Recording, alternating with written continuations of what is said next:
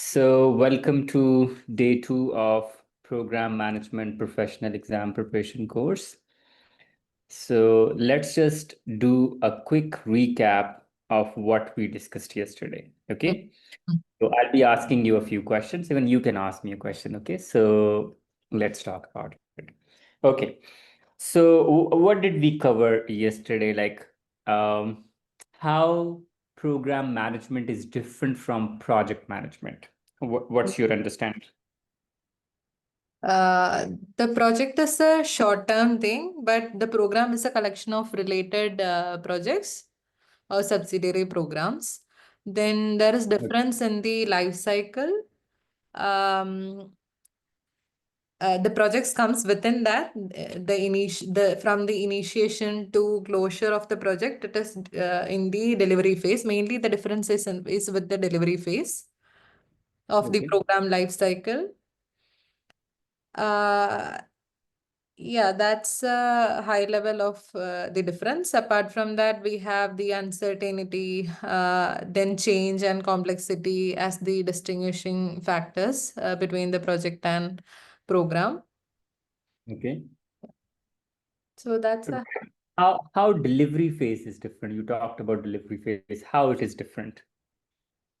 so we run the project life cycle within that one. So it will be having different projects, one or more projects within that delivery. So each of the projects will be treated separately within that. Okay. Yeah, delivery of the program means the delivery of the projects.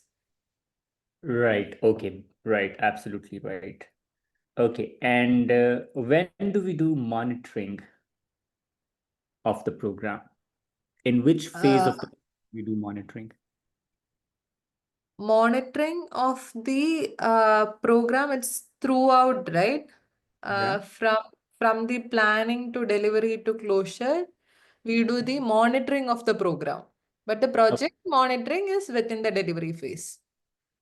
Okay. Right. And what do we do? What's the first phase of program life cycle? It's the first phase of program life cycle is definition, which includes formulation and planning. Then comes the delivery and then closure. What do we do in formulation? Formulation is mainly we do the program charter, then Mhm. we do the business case, we do the initial assessments. Right. Absolutely. That's right. Okay. Before we start our first domain, if you have any question regarding whatever we covered yesterday, feel free to ask any question. Not really. Everything Okay. till now is all good. Everything is clear till the mock tests. Yes. Okay, perfect. Right. So I hope you could see my screen. Is it visible to you? I can, yeah. Perfect. So there are 5 domains in this course, and today we will be talking about 2 domains. So the first is program strategic alignment.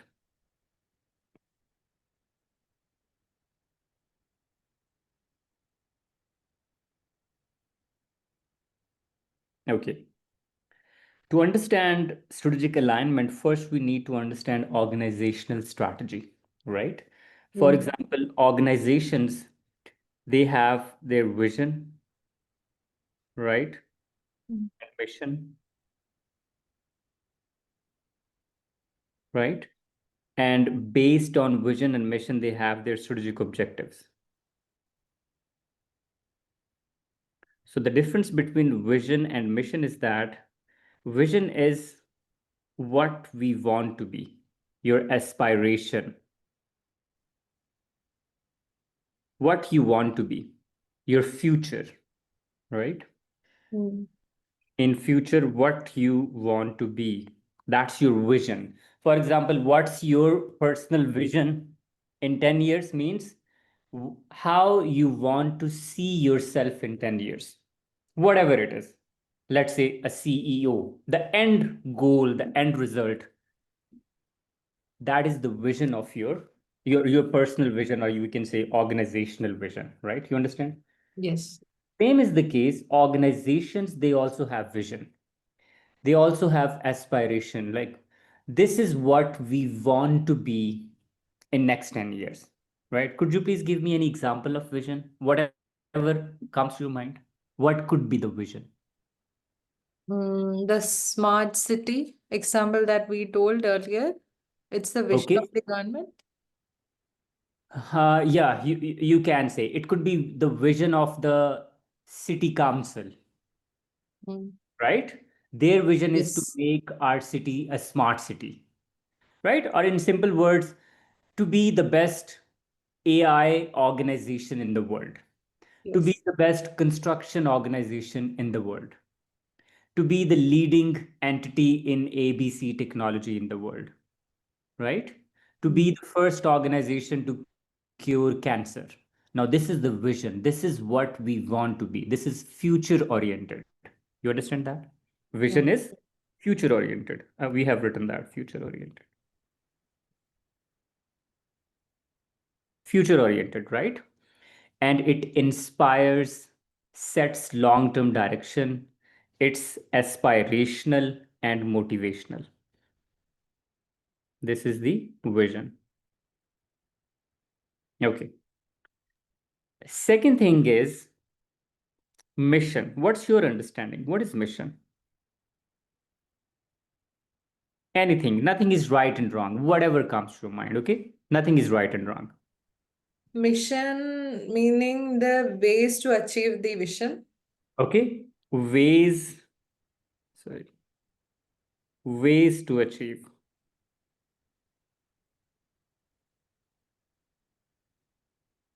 Okay? Ways, now, ways, there could be various ways, right? There could be different ways. Okay.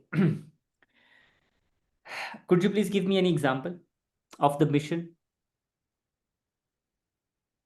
Mm, Mhm. Mission working the promoting the working culture within an Mhm. organization to be to be in the Yeah, forefront of the yeah, technology. absolutely. Providing safe or psychologically safe work environment. This is the mission. Mm. You understand?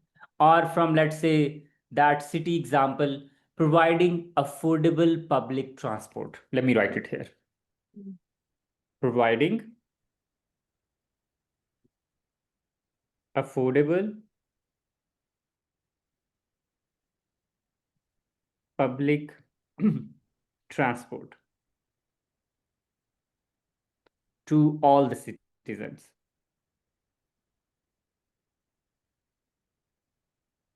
Right? Now, this is the mission of the organization. It's practical, it's action oriented. It is action oriented. You understand that? It's practical, right? And it guides daily operations and decision making. You understand that? And it's present focused,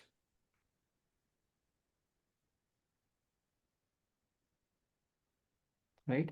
On the other hand, vision is what the organization wants to become, right? And mission is what it does today and why the organization exists. Let me write these keywords here as well so that when you review, you understand.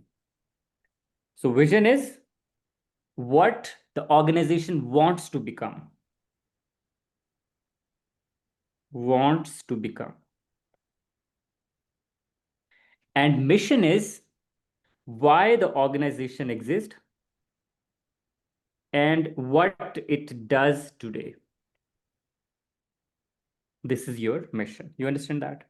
Yes. Any confusion between these two things, No. right?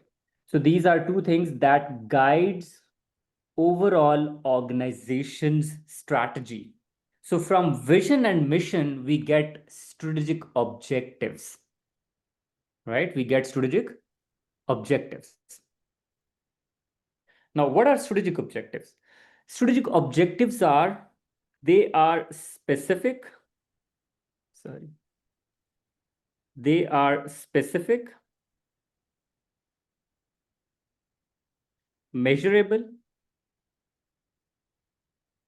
right? Specific, measurable goals, right? Or outcomes that an organization sets to achieve, right? Specific, measurable outcomes. These are your strategic objectives. And they serve a bridge between, so for example, on top we have strategy, vision and mission, right? And here we have, let's say, execution. And in the middle, we have strategic objectives.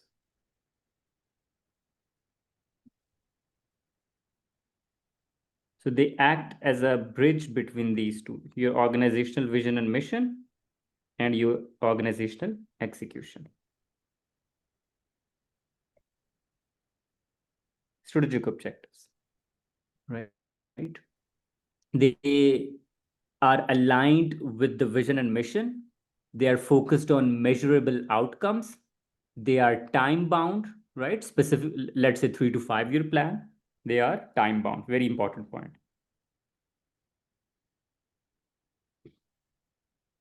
Time bound. For example, any strategic objective comes to mind? Anything? Go ahead. A complete digital transformation of a company Absolutely by perfect. 2025, maybe. Achieve digital transformation, let's say in 2 years. Absolutely. Now it's action oriented, it's specific, it's time bound, right? It's based on KPIs, or let's say reduce carbon footprint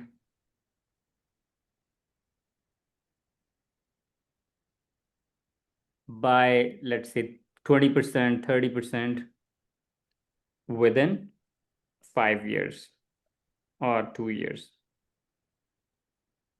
Now, this is strategic objectives. You understand that? Reduce carbon footprint by 30%, right? Or expand into 5 new metropolitan cities. So my strategic objective is to expand in 5 new cities. Let's say I'm running a business. Let's say I'm running a construction company. So my strategic objective is to expand into 5 new metropolitan cities, right? Expand in 5 cities, let's say. Now you see how these strategic objectives, they guide what work an organization should be doing and what work an organization should not be doing. You understand that? Yes. For example, anything that is contradictory to these strategic objectives, you're not going to do that. Mm. And anything that aligns with these strategic objectives, you're going to do. Let's say you are you're working on a project in city A, right? It's very profitable. Your minimum acceptable return was 20%, right? Let me give you a simple example. So you only do projects with ROI 20%. If a project offers you 20%, you do that. Otherwise, you don't do that. Recently, organizations' strategic objective was changed, and they said we need to expand in 5 new cities in next 2 years, let's say. And do you understand? Yes. And let's say you get a project in city B with 10% return. Should you be doing that or not? Yes. Why? Because our strategic objective is to expand to other countries regardless of the ROI. Absolutely right. Now you understand how strategic objectives guide you what as an organization you should be doing. You understand that? So here, that's why we said it's a link between your organizational vision and mission and your execution part of your work. They will be defining what you should be doing. If they change, you need to change this. This is called strategic alignment. aligning your work to the strategic objective of the organization. You understand? Does it make sense? Yes. So strategic objectives, they justify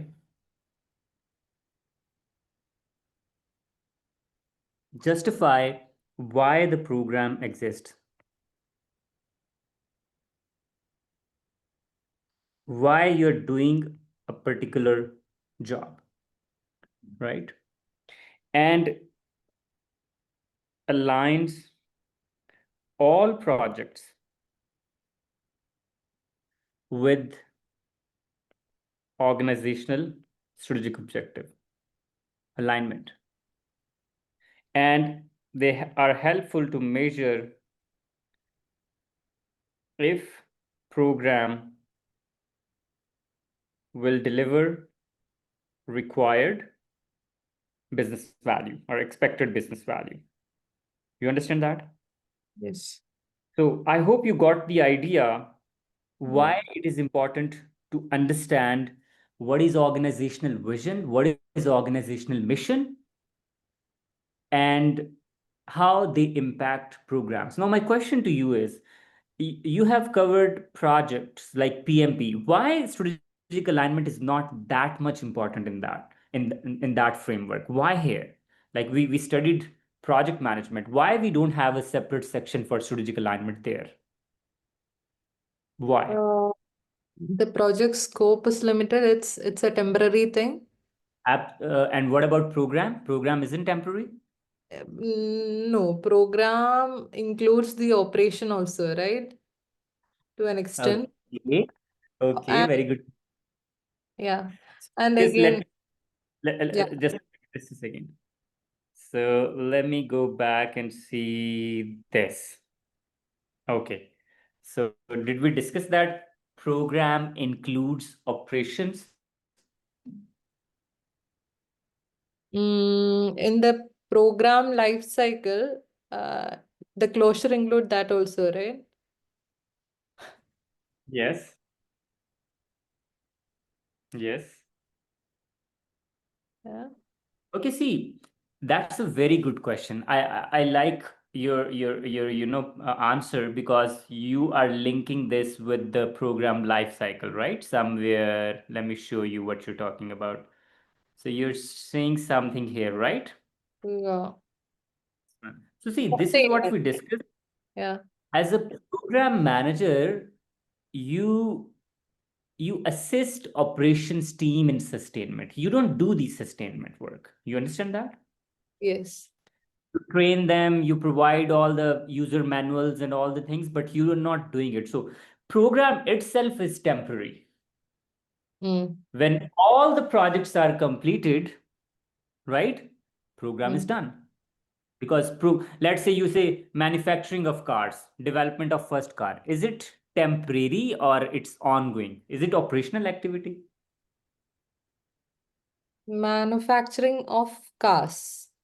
No, I'm talking about for designing the first car, not manufacturing cars again and again. The first Yeah. car. Yeah, that's a project. Yeah, it's a project or it could be a program, right? Yeah. Could be a program, yeah. Because if we treat individual components as separate projects, let's say design of engine, let's say we can treat it as a project. Mm. Okay. Mm. So collectively, this is called a program, right? Now Yes. it's temporary, it's not continuous. You Mm. understand? Okay. Mm-hmm. And let's say this smart city program, when Mm. you install all the cameras, Wi-Fi, everything is done. Now smart city program is over. You understand Mm. that? Does it make Yes. sense? Okay. So one clarity that we got is programs are temporary. Mm. Yes. Okay. Projects and programs are temporary. Mm. Portfolios are ongoing and operations are ongoing. Now Okay. answer why strategic alignment is more important in program as compared to projects. It's no, it's I was about to say it is directly falling under the portfolio, but again the projects are also falling under portfolio, right? Yeah, absolutely. Mm. Uh, change How change? because the programs are more welcome to changes where, Okay. where in the project it is not that much. Okay. So I partially don't you're know. correct.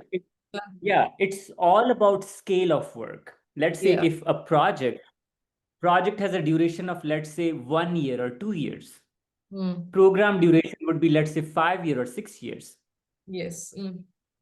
So strategic alignment or strategy of organization, as we discussed, strategic objective are for it's a plan for next 3 to 4 years, right?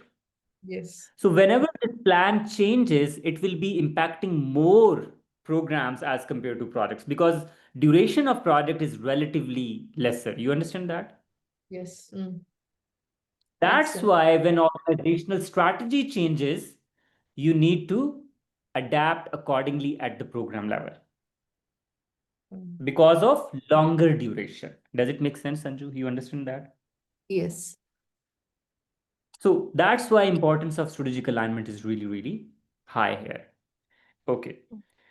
A lot of people think strategic alignment is a job that we do during the initiation stage of the program, right? So if Mm. I talk about uh, life cycle of a program, we talked about three things yesterday, if you could recall. What are those three things? Sorry, life cycle of Program life cycle. uh, What are the three phases of program life cycle? that formulation. Sorry.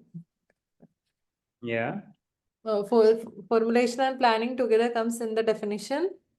Yeah, absolutely. So first is definition, right? Delivery, Perfect. and then the program closure. Then closure. Perfect. And definition is further divided into two subsections, right? Yeah. We discussed this yesterday. First one is, let's say, formulation, and second one is planning. Um, So this is similar to initiation and planning. yes. Formulation and planning. Okay. Now, the work regarding strategic alignment starts during the formulation stage of your program. Why?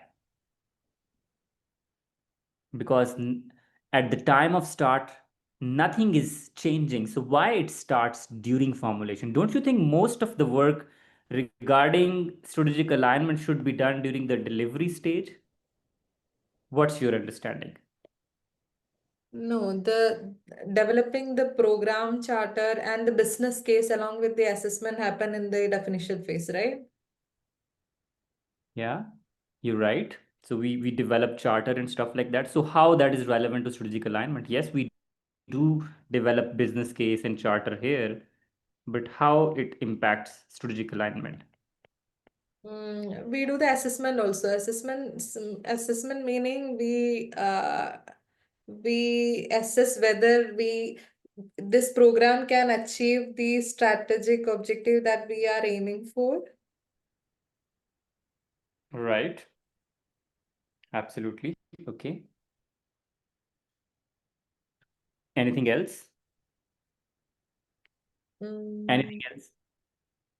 and the planning require that one the holistic planning. It comes in the Okay. phase, right? Okay. Yesterday we talked about two types of program formulation approach, if you recall. What were Uh, those? the top down and the bottom up approach. Absolutely. Absolutely. Top-down approach.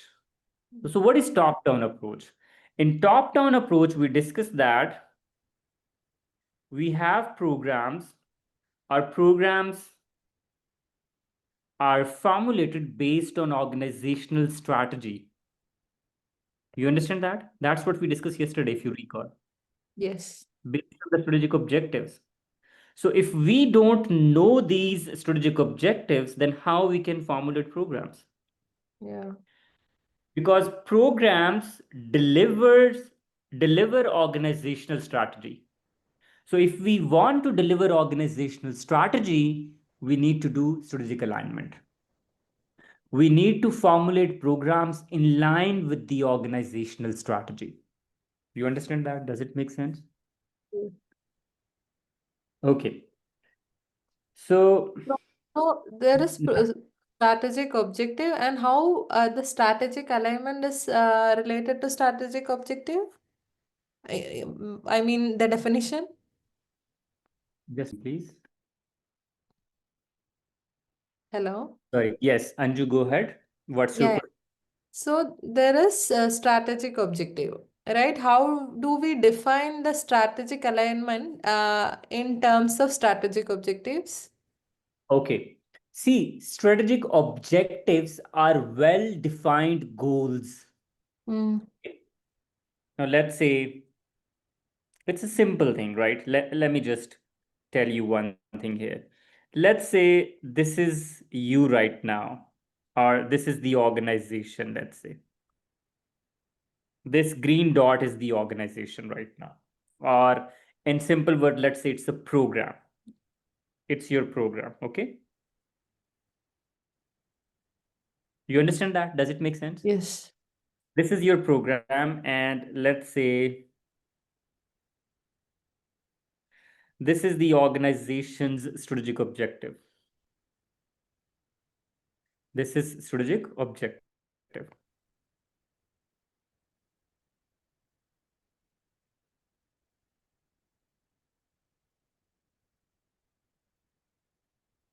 Now, if this strategic objective remains same and it does not change, right?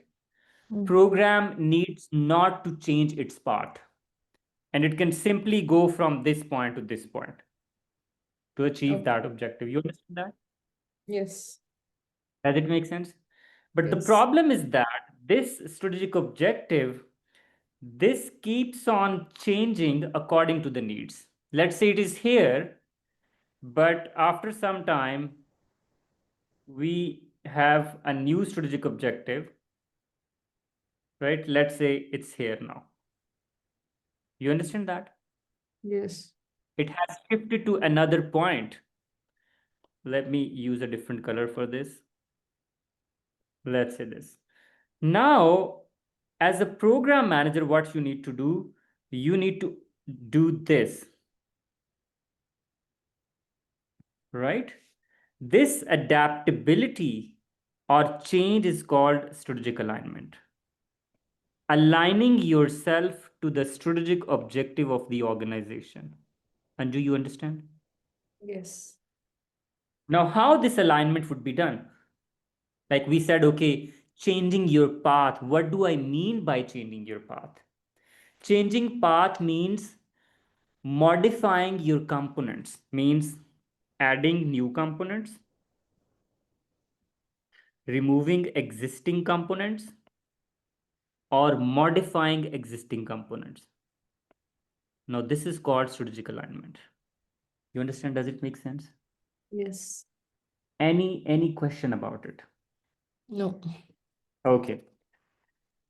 Now, strategic objectives may change as we discussed, right? And as a result of that, you need to change your program.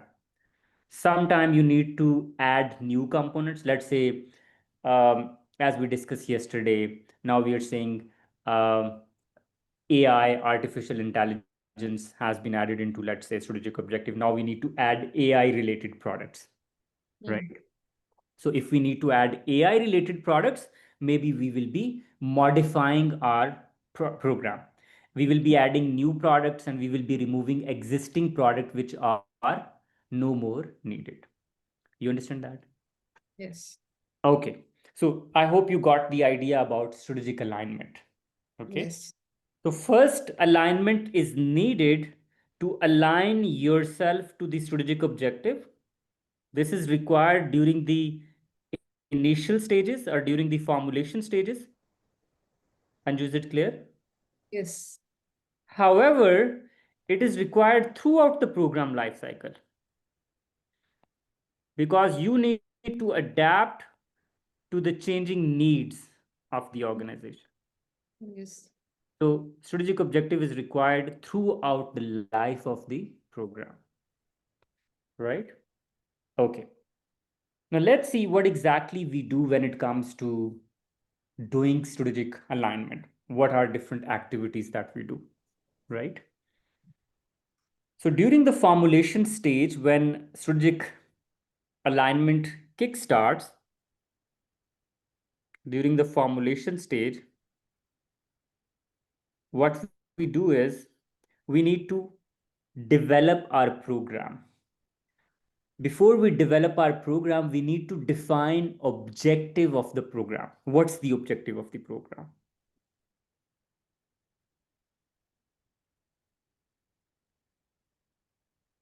Objective, goals, purpose, what is it? And this is documented in a document that is called program business case.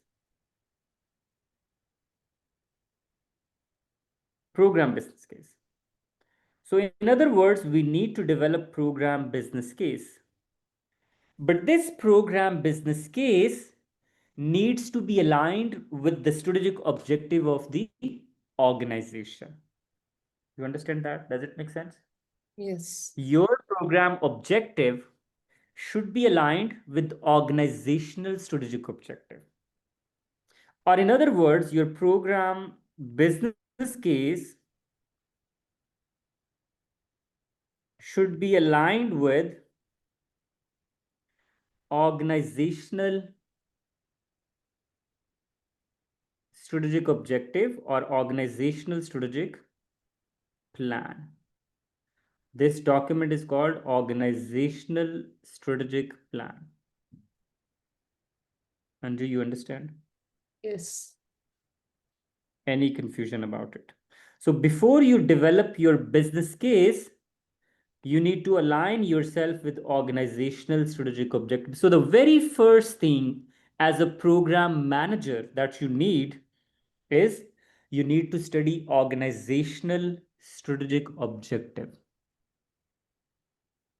or organizational strategic plan.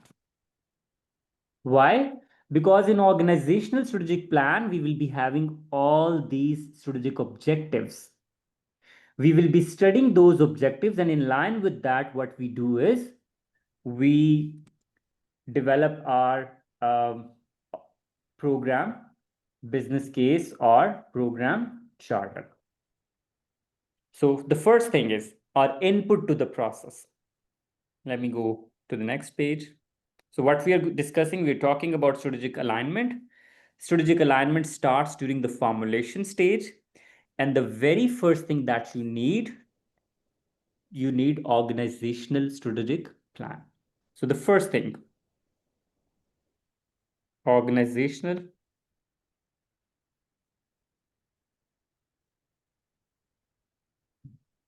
strategic plan.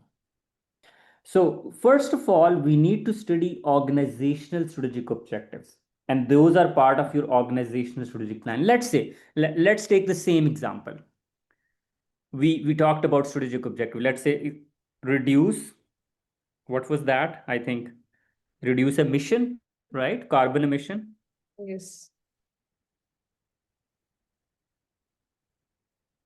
Right? From, let's say by 30% or 40%. 2027. That's what we discussed. So this is your organizational strategic objective. Right? This is your organizational strategic objective. Now, based on this objective, you define your program. And let's say program is green infrastructure transition program. And what's the purpose? The purpose is to coordinate and deliver multiple projects that collectively help achieve the city's emission reduction goal. Yeah. What's the goal of this? Goal is reduce carbon emission. Now you see the strategic alignment. And if there is any change in the organizational strategy, your program needs to be changed accordingly. And this program will be having multiple projects, right? Could be anything, let's say green pavements,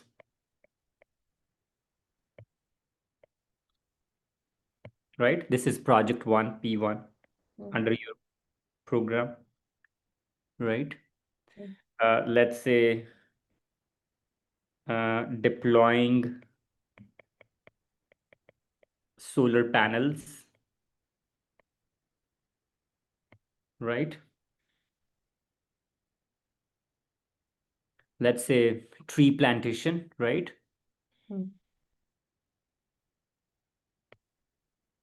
Plant 50,000 or 100,000 new trees, right?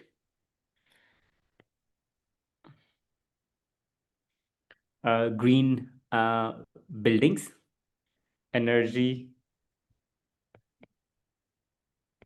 efficient buildings, right? You understand that? Yes. So see, uh, according to the strategic objective, right? We come up with the program, and Yes. that program aligns with the strategic objective of the organization, right? Yes. And if there is any change in the organizational strategic objective, program needs to be modified accordingly, Yeah. right? Yes. Okay. Now, this is basic understanding of how strategic alignment is done or how it is linked with the organizational strategic objective. So to do this, let's say if I ask you a question, what is the input to the process of developing business case? Um, Requirement gathering. Okay. What do you mean by requirement gathering?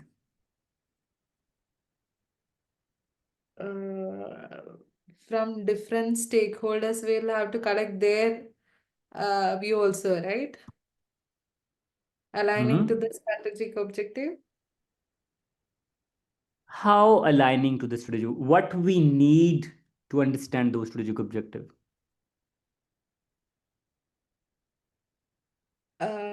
What meaning? Can you repeat that once again, the question? Yeah, so I'm saying in order to understand the strategic objective or in order to do that alignment, what input we need? We have just talked about it. Like if you want to develop business case, what document you need, what input you need first? Organizational strategic plan. Absolutely right. Absolutely right. So the very first thing that you need is organizational strategic plan.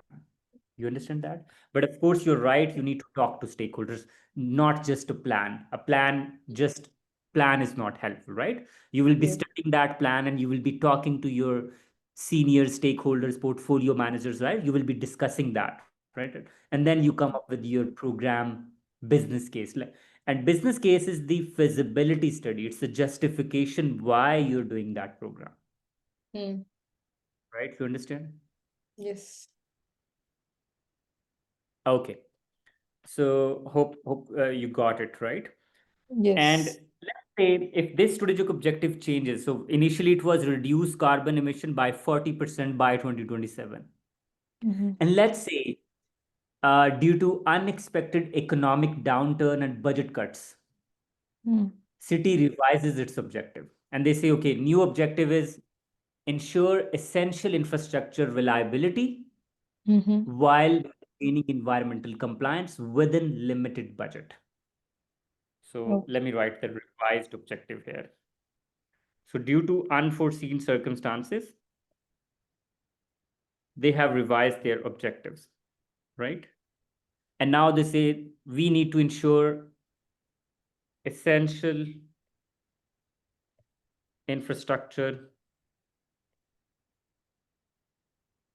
right? Reliability. So our focus is on reliability now rather than sustainability, right? And we have limited budget.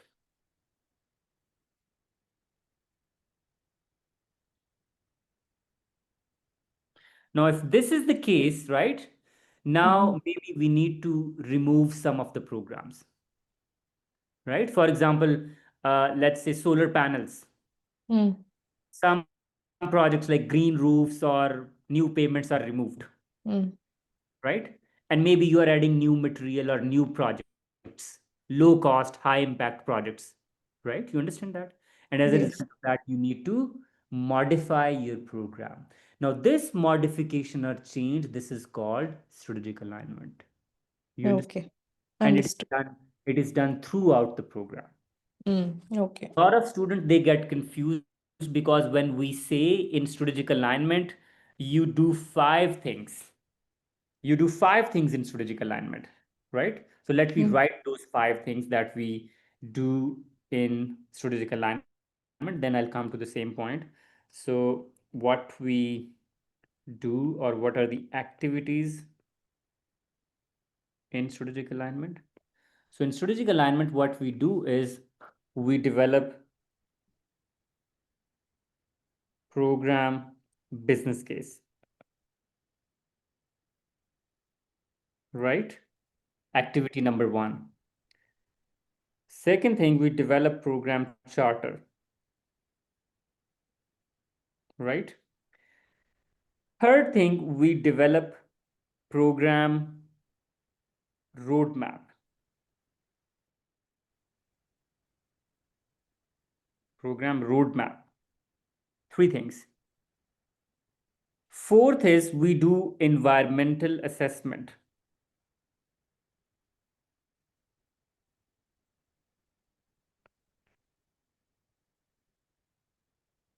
Environmental assessment. And last thing is we develop our program risk strategy. These are the five things that we perform during the initial stages of your program. Okay. So when we say, okay, business case, charter, and roadmaps, actually these are developed during the initial stages, during the formulation stage. So most of the student, they understand that strategic alignment is done during the initial stages of the program. No, that's not the case. It is done throughout the program life cycle. You understand that? Yes. Yes, it starts with these documents, right? It starts with these documents, but it is done throughout the life cycle of the program. And what's the input to this? Organization's strategic plan. And what would be the outcome of this? Program management plan.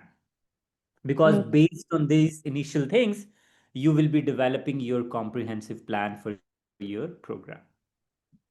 So yeah, we're talking about, like, students feel that this is a one-time activity that we do during the initiation stage of the program. No, we start with the business case, but this activity is done throughout the program life cycle. We keep on monitoring the organizational environment, and whenever organizational strategic direction changes, we update our programs accordingly, Yeah. right? And let's Okay. say it's not that, yeah, go ahead. No, I have a doubt. So, who defined this? Who defined this organizational strategic plan? Who writes that? Absolutely, that's a very good question.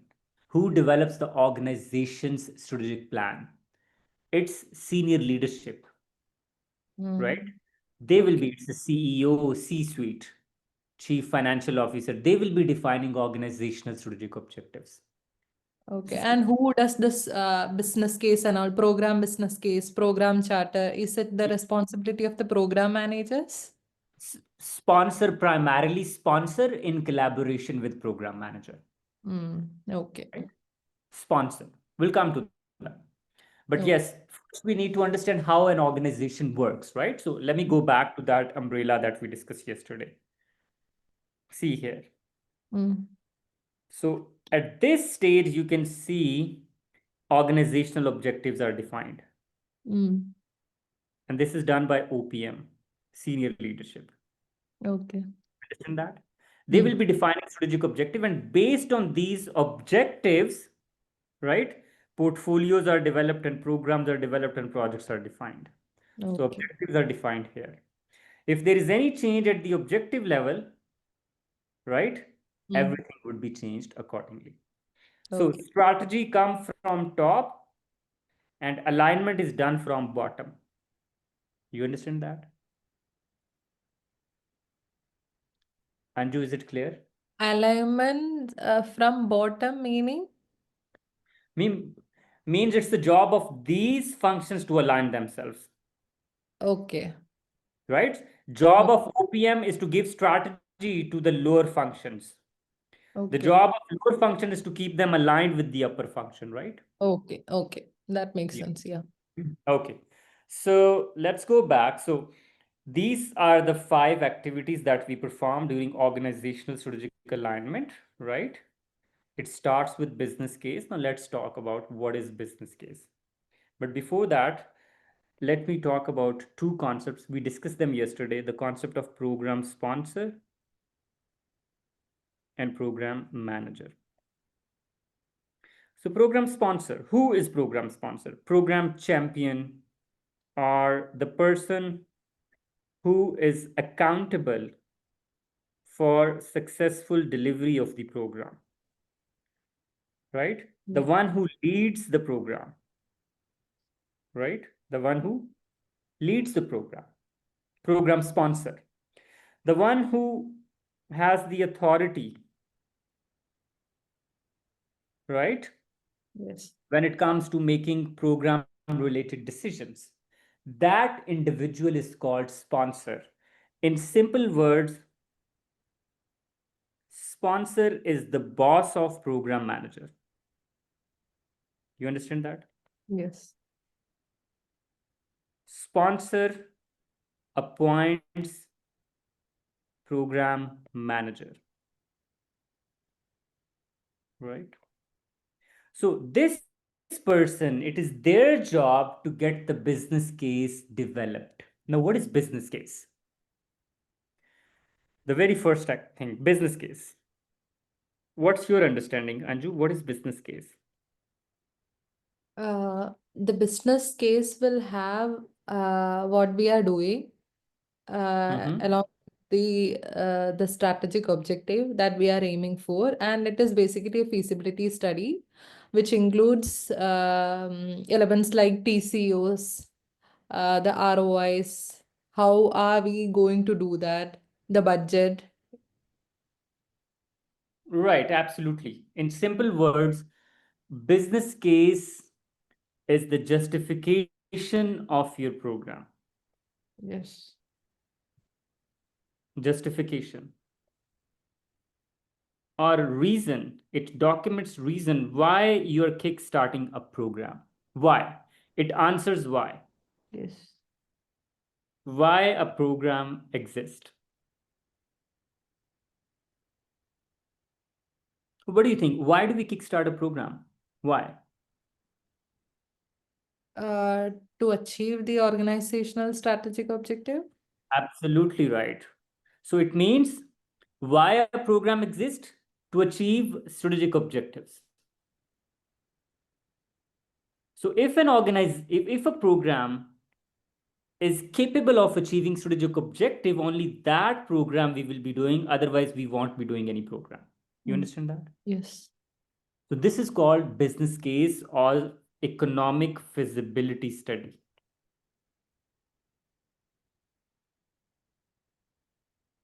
Feasibility studies, right? Primarily economic feasibility study. Because the job of organizations to achieve strategic objectives, right? Or to maximize business value. Maximize value. Only those components, projects, or programs would delivered. Anju, am I audible? Yes, you are. Only Hello? those, am I audible? Yes, yes, Amar. Go ahead. Okay. Yeah, so only those components will be delivered which are aligned with the strategic objective of maximization of value. Now, what is value? Value is a function of benefit to cost. You understand that? Yes.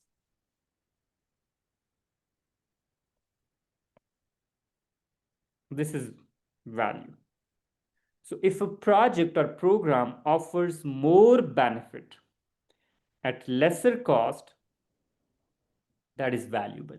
That makes economic sense. And do you Mm. understand? Right? Yes. So in other words, your business case is cost benefit analysis of your program in simple words, Mm. right? In simple Mm. words, it's the cost benefit analysis of your program. Mm. Like, what's the cost and what would be the benefit in return? What's the Mm. cost and what would be the benefit in return, right? So we use various indicators for this. For example, we use return on investment,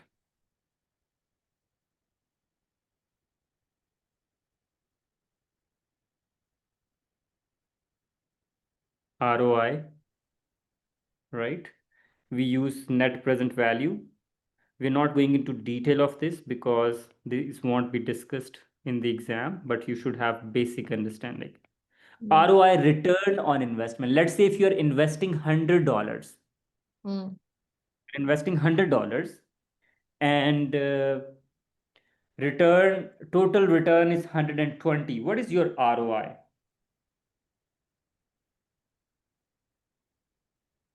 What is Mm. your ROI?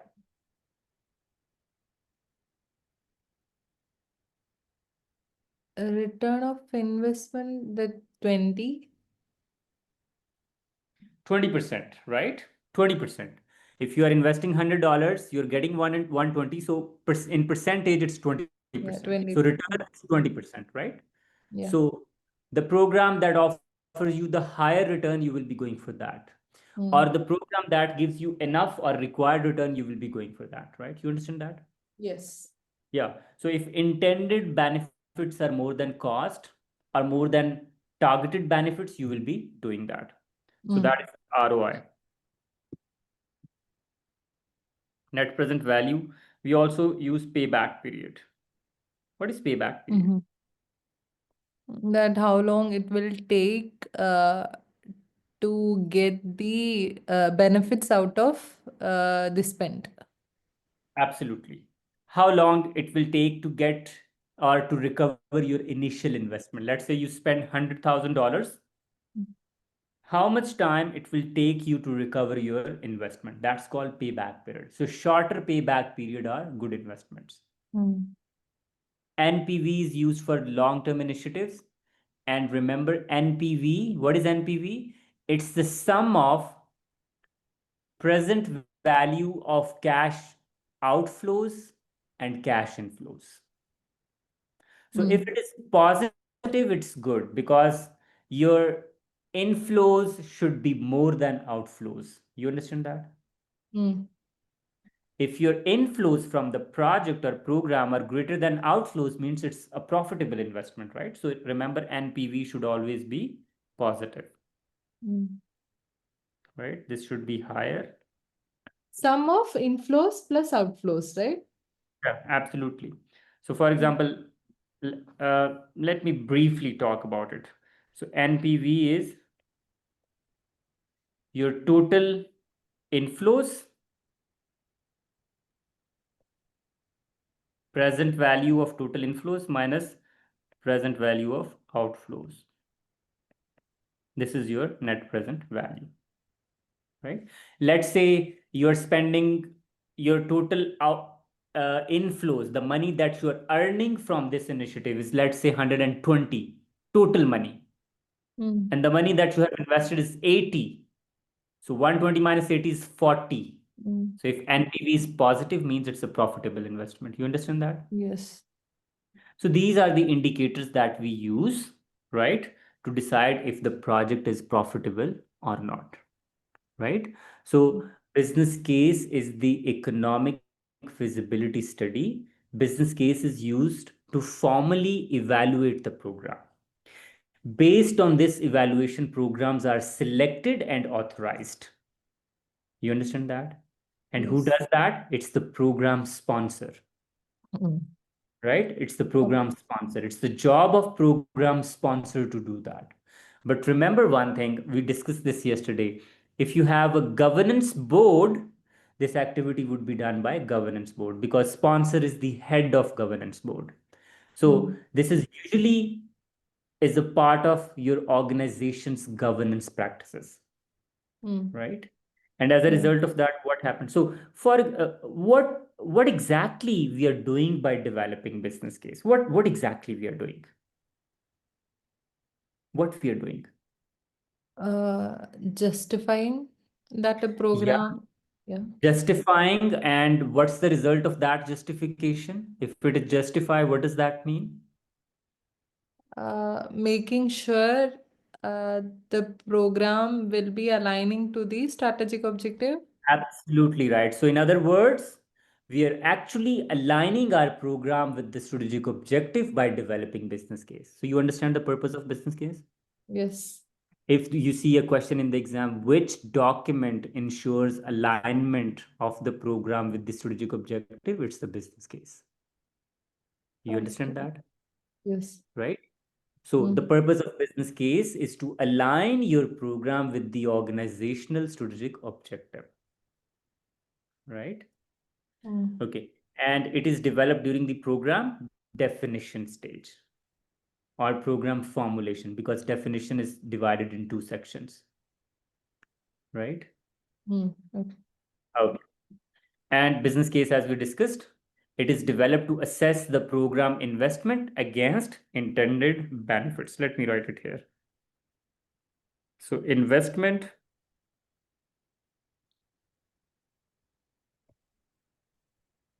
versus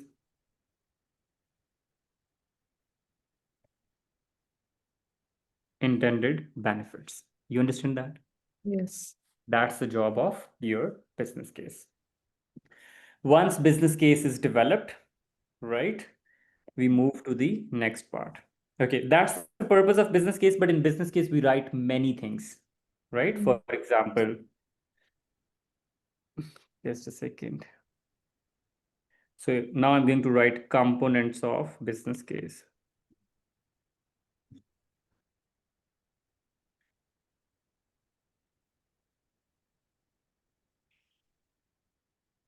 What do you think? What we should be adding here in components of business case? What comes to your mind? What comes to your mind? The strategic objective first. Okay, strategic objective. What else? Uh, the overview about the scope. Okay, strategic objective.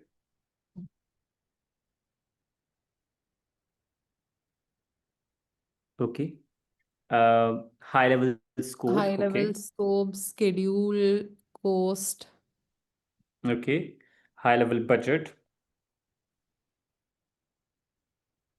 high level uh, risks. risk timelines, What are the outcomes, outcomes, right? And what would be the success criteria success criteria. Yes.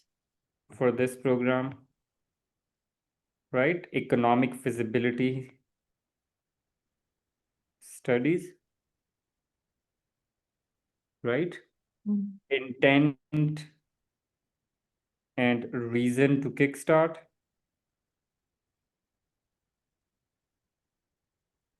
expected benefits.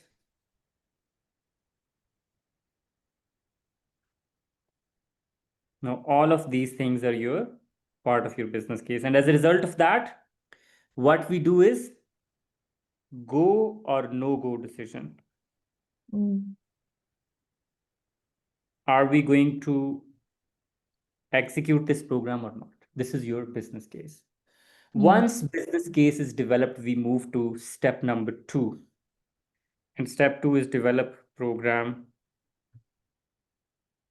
charter. Program charter is a formal document, right? It's a formal document with which you kickstart your product. So for formal initiation of your program,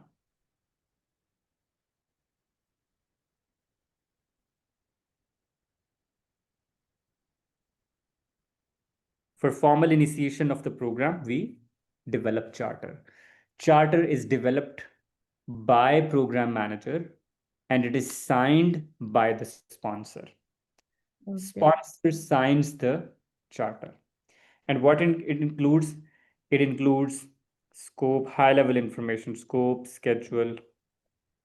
So it collects information from the business case.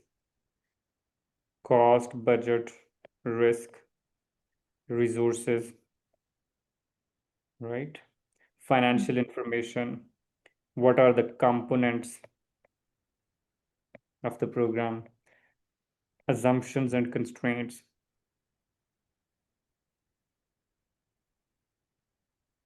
Right? Assumption and constraints. Risk issues, stakeholders, right? Stakeholders. Who will be the program sponsor? Name and authority of program sponsor. Name and authority of program manager. So once this document is signed by program sponsor, it is officially initiated. So for formal initiation of your program, what you need to do is you will be developing charter. You understand that? Any confusion about it? No. Okay, perfect. Once your charter is developed, you move to step number 3. And step number 3 is you would be developing roadmap. You would be developing roadmap. Now let's talk about what is roadmap.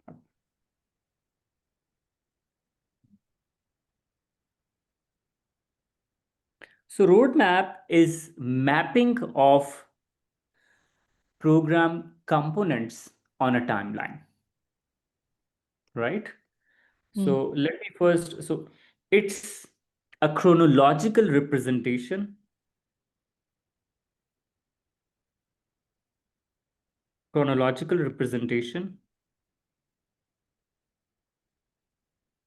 of your program.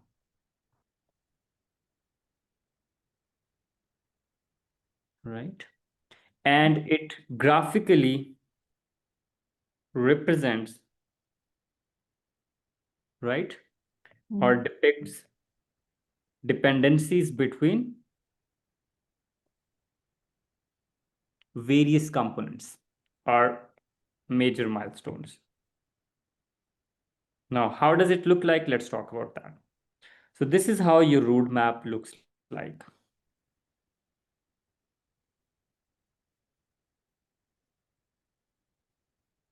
So this is how your program roadmap looks like. On top, you have timeline. Timeline could be in months, right?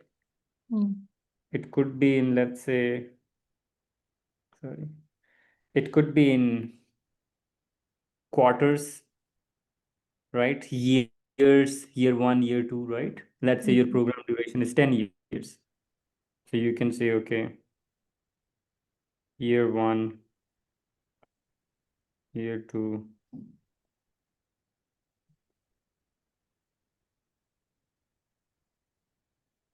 right?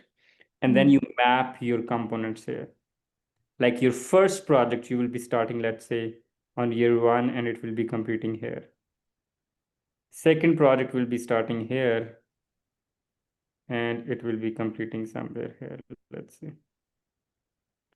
Third project is somewhere, let's say, here.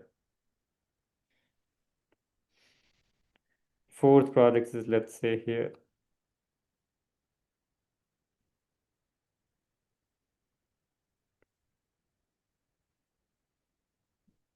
Now, this is your roadmap.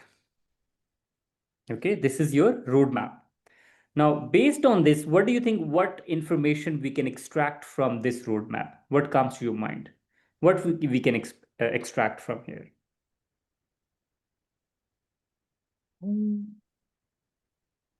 The first task to start is the first one. Okay. We'll start with the green one first. Okay. So you're Uh, saying priorities. yeah, priorities. Yeah. Okay. Right. What else? Then which all we can start parallelly, parallel and sequential Yeah, sequence. sequence. Yeah.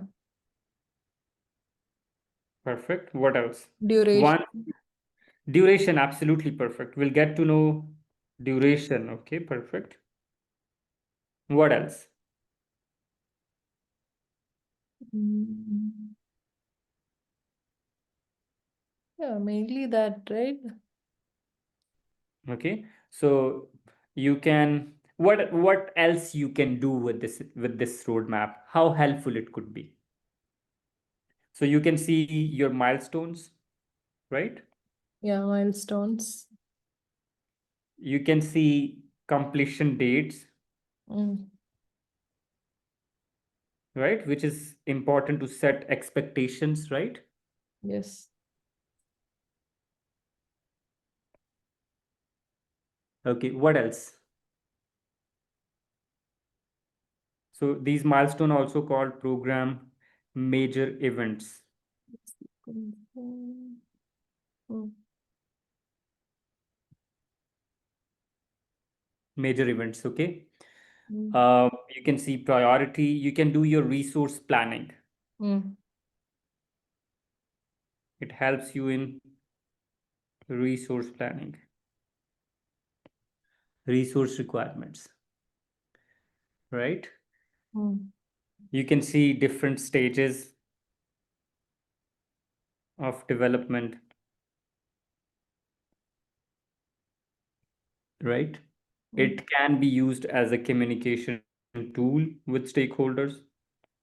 You can communicate status, right? How much is done, how much is planned, right? Mm. It uses as high level plan.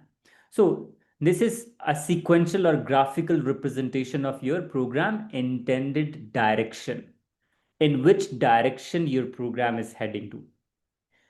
And it graphically depicts dependencies. So here we write word sequencing, dependencies,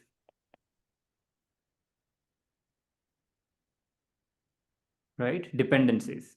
Major program events reflects the pace of in which benefits would be realized, right?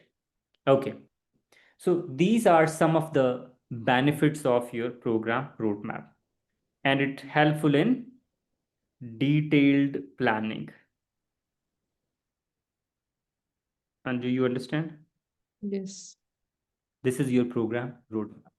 So three Mm. things that we have discussed so far: business case, charter, and roadmap. If you have any question regarding this, feel free to ask. Any question? No, all good. Okay, perfect.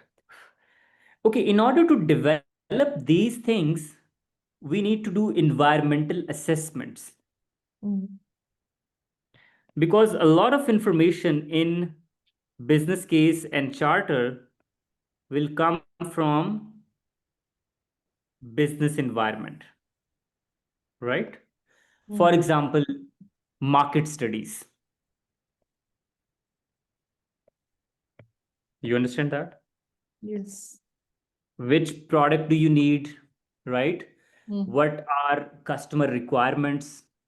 You'll come from market, funding needs, funding availability. So you need to do environmental assessments for all of these things, for market, funding, resources, industry, all of these things, right? Mm. First of all, we need to understand organizational enterprise environmental factors. Remember EEFs or not?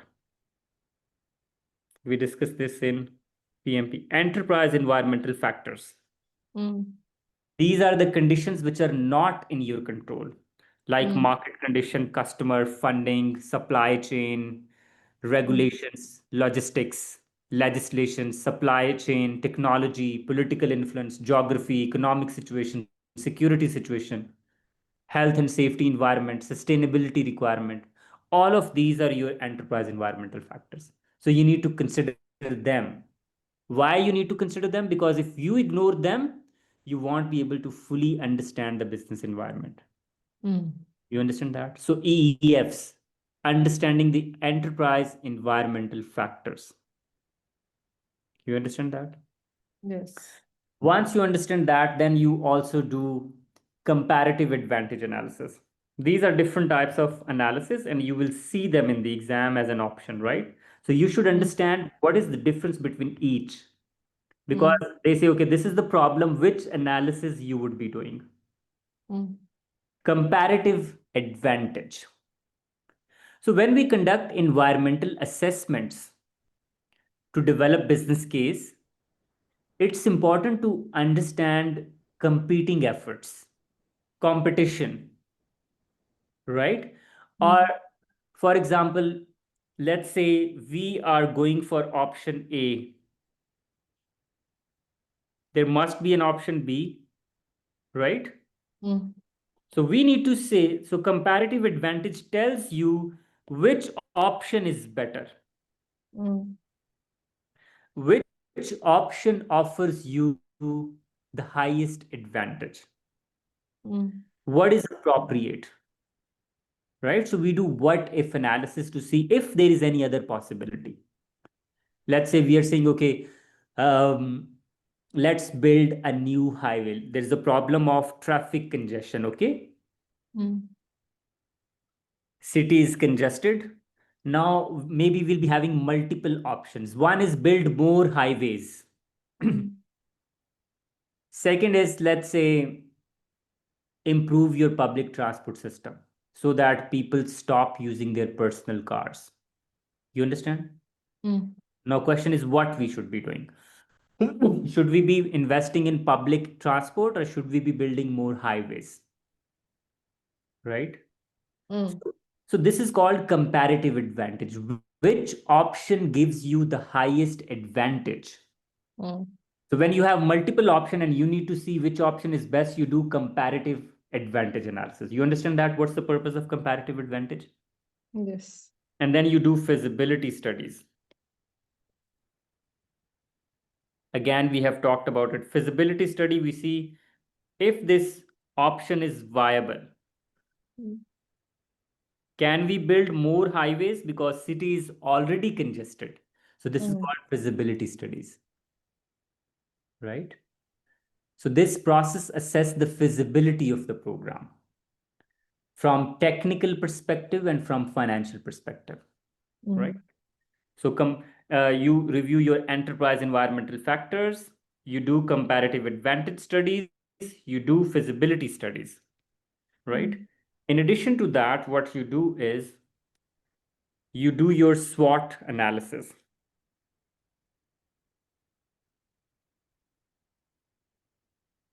And SWOT analysis, as the name indicates, strengths, weaknesses, opportunities, and threats. Mm. So you do this analysis to see if your program is viable, Mm. right? Yes. It's valuable to develop the program risk strategy because it includes opportunities and threats. Mm. So to understand risk exposure of your program, you do SWOT analysis. Good Mm. things and bad things. This is part of your feasibility studies, Mm. right? Mm. Then you do assumptions analysis.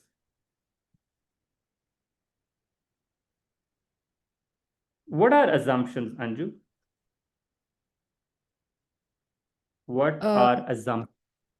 the assumptions based on which the program is defined.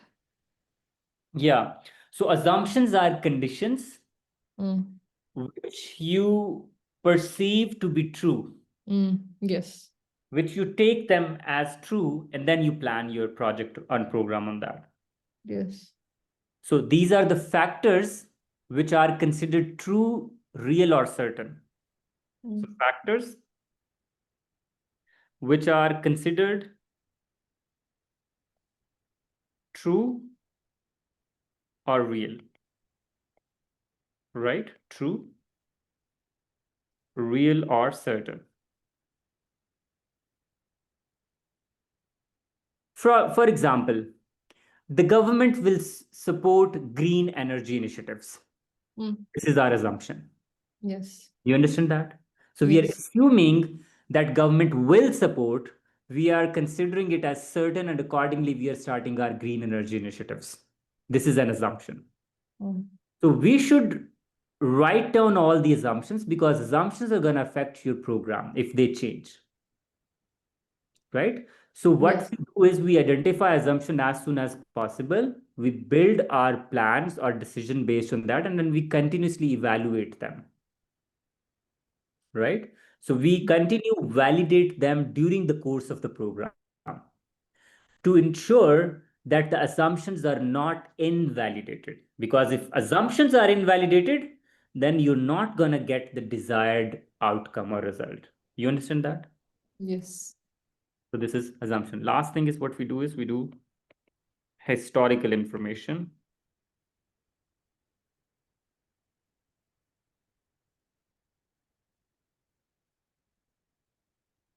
analysis. So we'll see similar programs, similar projects, industry trends, matrix, risks, and all those things, right? And in addition to that, what we develop is we develop our program risk strategy.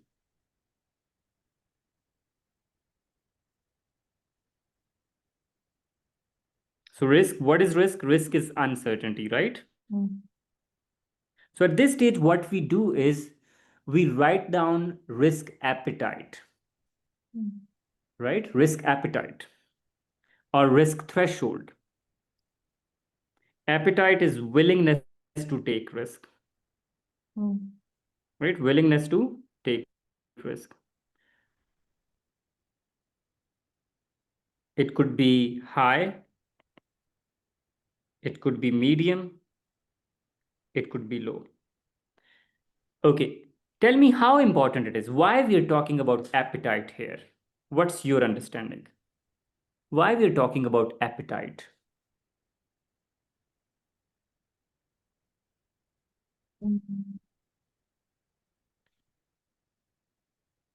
Organizational strategic alignment again.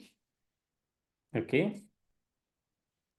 I mean, how strategic alignment is relevant here? Some risk we will have to take to make sure to just to push the program going Okay. so that it will Yeah. benefit the organization. Yeah, you're right. Absolutely. So see, programs, the investment is done by stakeholders, right? Yes. And programs gives you benefit as well as there are risks associated. There is a chance of loss of investment as well. So we need Yes. to see how much risk stakeholders can bear, right? So that's why we Yeah. define our program risk threshold so that we maintain those throughout the life of the program. And if a program risk is greater than the threshold, we're not going to do that. Yes. Let's say you want to invest $100,000 and you ask, okay, what's the risk? And somebody says, it's highly likely you're going to lose this money. You're not going to invest that. You understand that? So that's why before we kickstart our program, we need to understand stakeholders' risk appetite, right? So that our program stays within that boundary. So we define program risk thresholds, right? To make sure that our program is aligned with the strategic objective of the organization from risk perspective, right? And also what we do is we write down our high level risks, right? So what we do is we write down some key risk. For example, risk related to misalignment of objective, right? Related to, let's say, stakeholder support, right? Risk related to availability of resources and funding, right? All of these are documented. So high level risk assessment is done to define, to make sure that overall program is aligned with the strategic objective of the organization. Once it is done, means now we can move to the planning stage of the program. So that part of strategic alignment is done during this domain to make sure that we are sync with the organization objective, because ultimately we want to achieve those objectives. That's all with regards to strategic objective domain. Five things that we discussed here: chart, a business case, charter, roadmap, environmental assessments, and program risk strategy. If you have any question, feel free to ask. Then we'll take the break, and after the break, when we come back, we'll start the new domain. Any question? Yeah, I was just wondering what will be included in the organizational strategic plan apart from the objectives, what else? Objectives, mainly objectives. Mm. Right? In organizational strategic plan, we write objectives and some detail how, as an organization, we are going to achieve those objectives. Mm. Right? Some guidelines for the lower tiers. So it's Mm. not like that we just say, okay, we want a reduction in carbon emission by 40%. So there Mm. must be some guidelines from the top tier as well, which would Mm. be followed by portfolio managers and program managers. Mm. Right? Okay. So yes, that's what we will be adding in program strategic plan. Sorry, organizational strategic plan. It actually includes vision, mission, right? What's the vision of the organization? What's the mission of the organization? What are the strategic objectives, and how we gonna achieve those strategic objectives? That's Mm. what is organizational strategic plan. Yeah, makes sense. Yes. And it also includes how we gonna measure that, right? What Mm. would be the KPIs? Mm. Let's say we're saying, okay, um, achieving 40% reduction, how are we going to do that? How are we going Mm. to monitor that? Who will be Mm. doing that? What will be the governance policies? So it's a Mm. comprehensive plan that ensures achievement of those objectives, right? But Mm. that's done by senior level Mm. executive. And that plan is followed, and based on that plan, comprehensive portfolios are developed and programs are developed. Mm. Okay. Yeah. Understand that? So now we are going to talk about next domain, and next domain that we're going to discuss is program benefits management. Program benefits management. Okay. Now, first we need to understand the meaning of word benefit. Benefit is quantifiable outcome from your project. Benefit is quantifiable outcome from your project.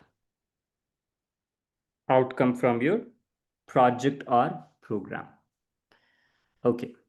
The question is, what's the meaning of benefits management? Right?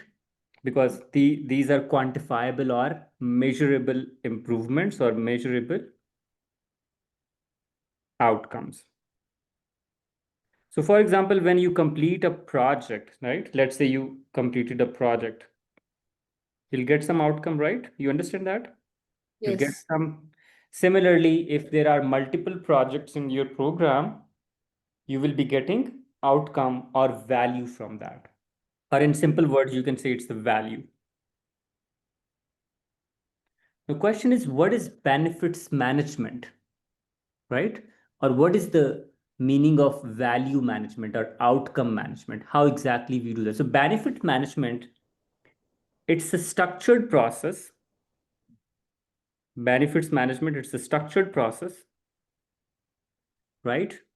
of identifying, identification, planning, identification, planning, delivering, measuring, right? And sustaining the value and the outcome, right? So identification, planning, delivery, measurement, and sustainment of the outcome or the value which would be delivered by projects or collectively as a program, this is what we call benefits management. Without benefits management, program may complete all their project without actually delivering intended business value, because the purpose is not to complete activities. The purpose is to deliver intended business value. Let's say 40% reduction in carbon emission, right? Mm. Now, this 40% would not be done by single initiative, right? There are multiple initiatives. For example, you're installing solar panels, right? Mm. You're doing tree plantation, right? You're doing green buildings, you're doing water conservation, you're investing in electric vehicles. You understand that? Now, Yes. some percentage would be contributed by this, some would be this, right? Mm. You understand that? Now, Yes. first we need to identify what value this particular project would be delivered, and then how we quantify that value, how we will be measuring that, how we will be integrating that to make sure that at the end we achieve the desired value from the program. You understand that? Does it make sense? Yes. So if we don't do that, then there is no point of defining your projects and program. If you can't capture the value, if you don't have a control over the value, what you want to deliver. So it's like defining the end result, right? Mm. And how different projects will contribute to this end result. Okay, let's spend a few minutes. What if we don't do this? What would happen? Let's say you're not managing your benefits. What would happen? What would happen? Uh, the timeline cost overruns. How? I mean, let's say you said installed 10,000 solar panels. You install that, how that would impact your timeline? Mm. No, I mean the organizational sorry, the strategic objective creep, maybe. How? How? Think. Okay, think practically, okay? Don't use these words. Forget about program management and alignment. Think practically. Mm. What if we do not define these benefits? What would happen? What would happen? If we don't define this, it is very difficult to monitor that. Okay, monitoring comes later. What's the first part? Let's say we don't know this 40% target. Then Mm. what? Then what we don't know what to do, right? What to do? Absolutely. So, at the first place, we don't know what to do if we Mm. don't define the goal. You Mm. understand? Yes. The very first thing is it actually tells you what you're gonna do as an organization, Mm. Yes. right? Mm. And then, okay, first part is we will get to know, okay, what we should be doing. Mm. Okay, what else? What else? It will be hard to tell how to do that, what to do, how to do. Okay, how? I mean, how to do, like, how it is relevant to benefits management. For example, we say, okay, we need 40% emission reduction, right? Mm. Now, how it helps you to determine how to do. There are different ways, right? And each will have its own benefits of Yeah, doing yeah. that. So it depends which path to take to achieve the end result. Yeah, absolutely, absolutely. So, for example, we say one project is contributing 3% and Mm. another option contributes 10%. Yes. So, why not spend resources or invest effort in that 10% rather than 3%? You understand that? Yes. So, we should understand what are the benefits that we are expecting, which project offers the highest benefits realization so Mm. that we can do efficient resource allocation. You understand that? So one Yes. is we're not sure of what work we should be doing. So Mm. we can say it gives you clarity about scope. And second, efficient utilization of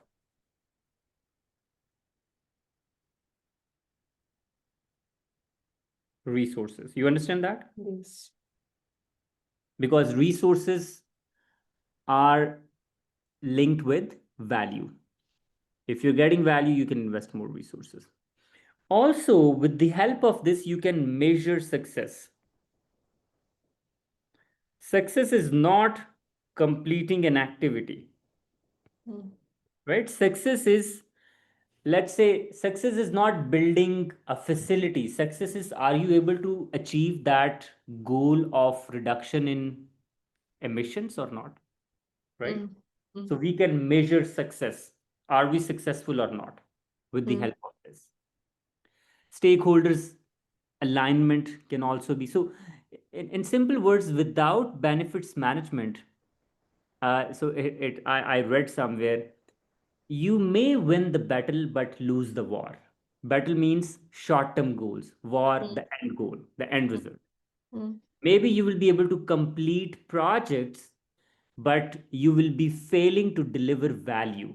So remember, Mm. completing projects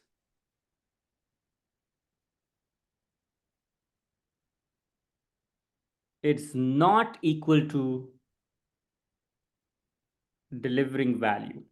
Does it make sense? You understand that? Yes. So, this is what benefits management is. So, benefits management is the process with which we identify benefits, right? We plan them, we deliver them, we measure them, we hand over them, and we sustain them. So, this entire process is called benefits management. You understand that? Any confusion about it? No. Okay, there are 5 steps that we do in benefits management. 5 steps. Mm. Okay, and those 5 steps are aligned with program lifecycle. So Mm. let's again talk about program lifecycle. How many stages we have in program lifecycle? 3. 3, perfect. And what are those 3 stages? Definition, Okay, delivery, and okay. Hmm. closure. And definition is divided in 2, right? Yeah. Formulation and planning. Okay, and then you said it's delivery, right? Yeah. And closure is divided in 2 more, right? Transition and Yeah, sustainment. perfect. Transition and let's say sustainment. Now, this is your program life cycle. Okay, let me label these for you. So, first is program formulation.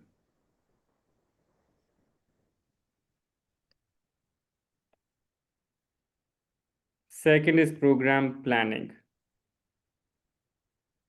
Third is program delivery, right? Fourth is program transition, right?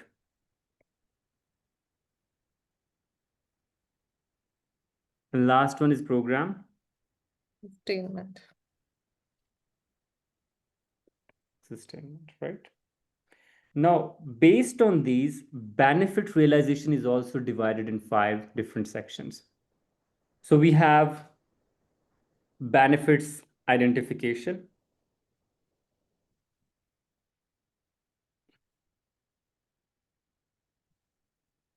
which is done here. Benefits identification. Then we do benefits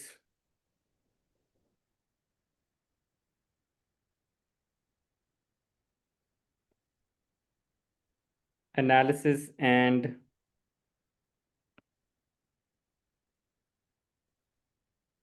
planning, right? Then we do benefits delivery.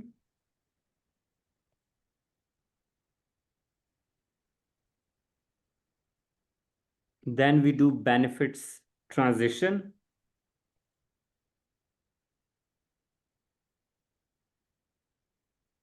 Right?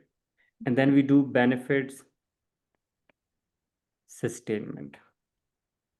Easy, similar to program life cycle. Okay.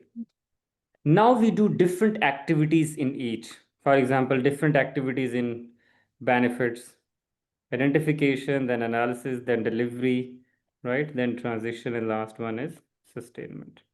Now let's start with the first one, step 1, benefits identification. Benefits identification. Okay, so the first step is identifying benefits, right? And for this, what we do is we develop benefits register, right? Benefits. So what we do is in the identification phase, we first analyze organizational and business strategies.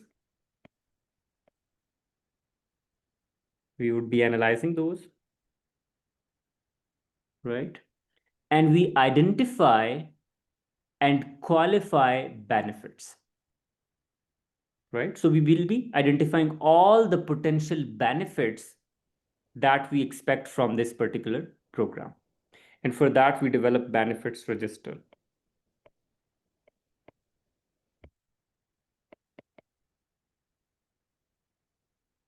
Benefits register. So benefits register is the data repository of all the benefits. And what we have in benefits register, let me draw this, right? So we will be having list of planned benefits,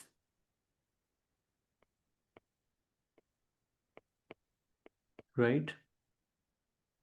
Mapping of each benefit with components. You understand the concept of mapping? Yes. Mapping means because each benefit, right, would be delivered from multiple components or maybe one component. So we need to map, okay, this particular component would deliver this benefit. A program may have multiple benefits, right?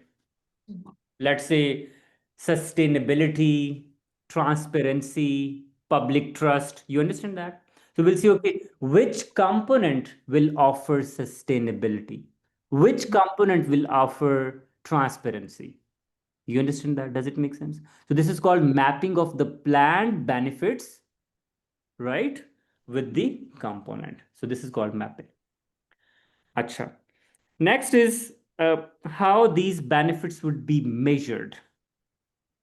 KPIs, key performance indicators. And do you understand? Yes. KPIs, key performance indicators. What's the KPI for this? Okay. Next, benefits time frame. When this particular benefit would be realized. You understand? Because as per roadmap, if I go back, you'll see some benefits are realized here, some are here, some are here, some are here. So what's the time frame for that? Because time is different. You understand that? So we will be writing time frame. Okay. Time frame for the, or we call it target dates or milestones. Okay. Which person or group is responsible for that? Who would be delivering this? Who is responsible for that? Program manager, project manager, who will be doing that? Right? Then status, what is the current status? Right? How tracking would be done. All of these things are written in the benefits register. So it's the data repository of all the benefits. It tells you current status of all the benefits. Okay, you have 50 benefits, and this is the status of each benefit. This is the time frame, this is the KPI, because benefits could be tangible and they could be intangible. For example, revenue or profit. This is a tangible benefit. It could be intangible as well. For example, goodwill, networking. You understand that? Yes. New skill set, right?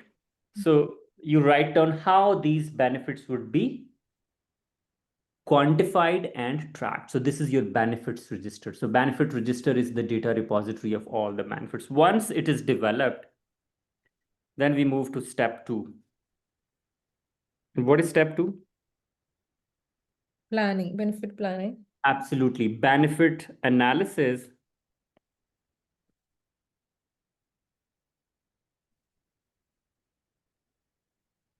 and planning. Okay. So in this step, what we do is we develop benefits management plan. What we do is benefits management plan. Okay, what's your understanding? What is the difference between benefits register and benefits management plan? What's the difference? Benefit register is the list of all the benefits. Mm-hmm. Like we do the requirement register.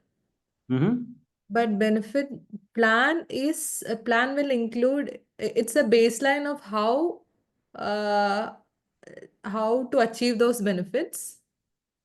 Okay, how to achieve those benefits? What do you mean by how? Right. Or the guidelines. Absolutely perfect. Guidelines. How do you know this word guideline? Because the purpose of the plan is the guideline, setting the guidelines, right? Absolutely, that is right.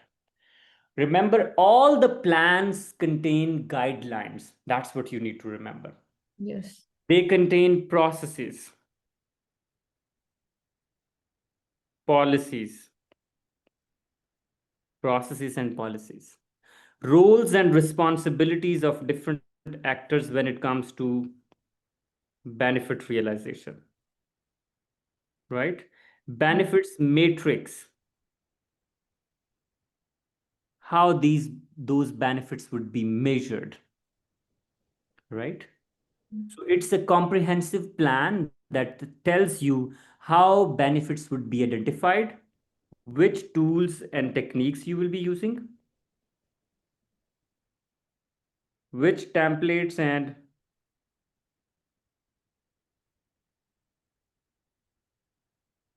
formats you will be using, right? What are the metrics? What are roles and responsibilities, right? Everything is documented in benefits management plan, right? You understand? Yes. Okay, perfect.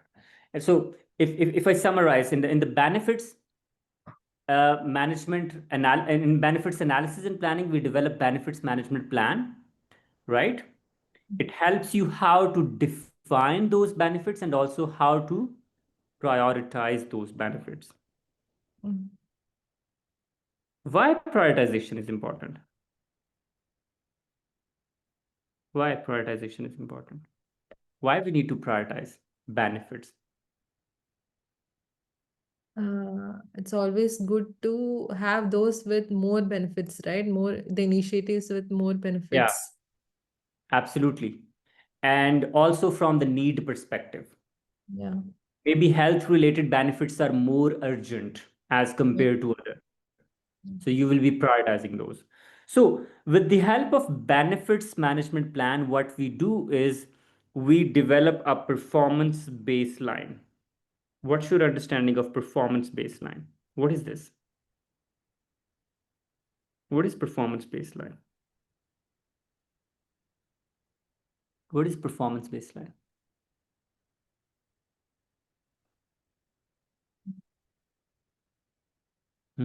Just try. the minimum Mm-hmm. uh I don't know, Mm-hmm. minimum performance Yeah, baseline. absolutely. Minimum performance standard. This is the minimum expectation from this program. And Yes. then we compare actual performance with the planned performance, Mm, right? So this is your planned performance. You understand that? mm.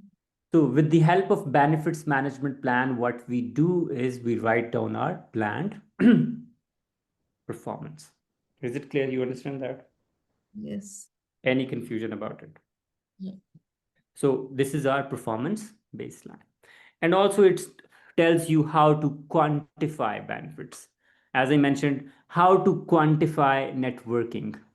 It's Mm, difficult, right? mm, So we define the procedure, how to do that. So how part or the guidelines part is done with the help of benefits management plan or benefits realization plan, right? It's the same thing. Remember this for the exam. You may see term benefits realization plan or benefits management plan. mm, Okay. So let me go back and see what we are talking about. So we are talking about this benefits identification and benefits analysis, right? In benefits identification, what we do, we develop benefits register. And in benefits analysis, we define benefits, we prioritize them, we drive their matrices, right? Develop benefits management plan, right? And map benefits into program management plan. Okay. Once it is done, we jump to the delivery stage of the benefits. Benefits delivery. What do you think what we should be doing in benefits delivery?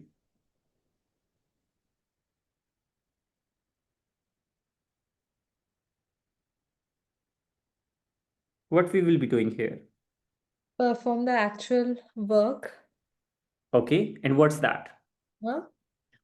As a program manager, what you would be doing? Will you be performing the actual work?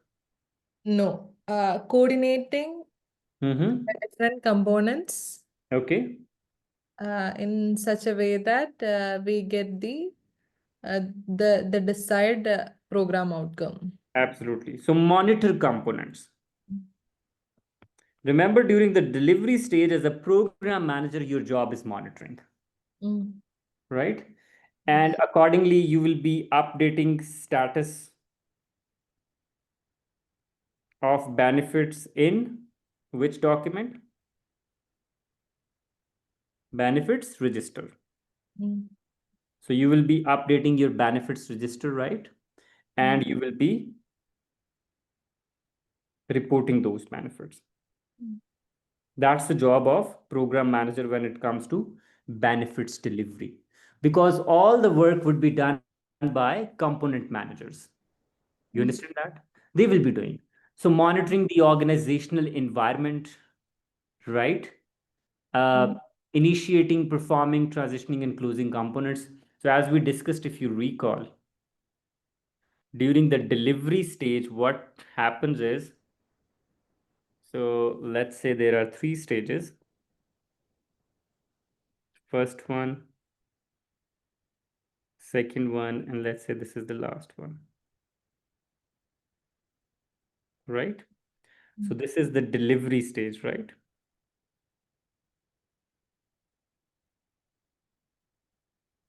Program delivery stage. And we discussed that during the program delivery stage, what we do is we initiate projects, right? Mm. We plan them,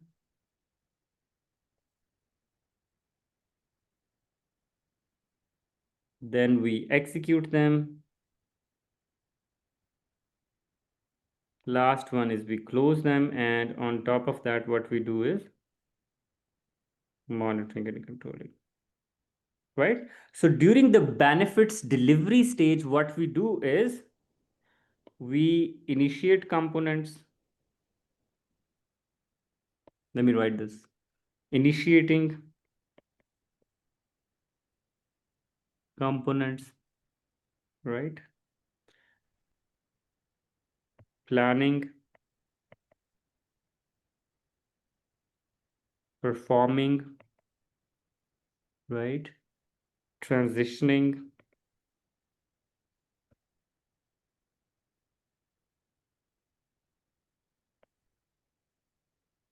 and closing, right? You understand that? Mm. Okay. And then we evaluate as a program manager, we evaluate opportunities to maximize benefits. How we can maximize benefits, right? We can evaluate threats. What are the risks or threats associated to these benefits so that you can get rid of those, right? Mm. So you do the evaluation of KPIs. Are your benefits, realized benefits, are in line with the planned benefits? Because planned benefits are written in Mm. benefits management plan, right? Because that's our performance baseline. Mm. And recording, we have discussed it, progress in benefits register. Now, this is the job of program manager. You understand that? Mm. During the program delivery stage. Okay. So once it is done, we move to the next section. Okay. By the way, this is also called program governance. We'll be talking about governance tomorrow. Mm. Mm. There's a link between program benefits management and governance. So governance is overall monitoring. So we have governance board that performs this function. Okay, once it is done, we move to the next step. Step number 4, that is called benefits transition.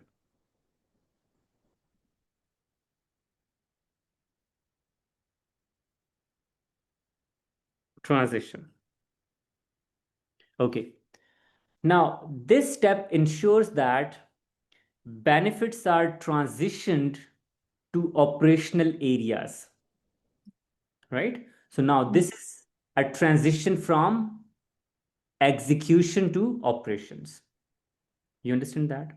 So what we do in benefits transition, we verify integration. What is meant by integration? How integration is relevant here? Why integration? What comes to your mind? Anju?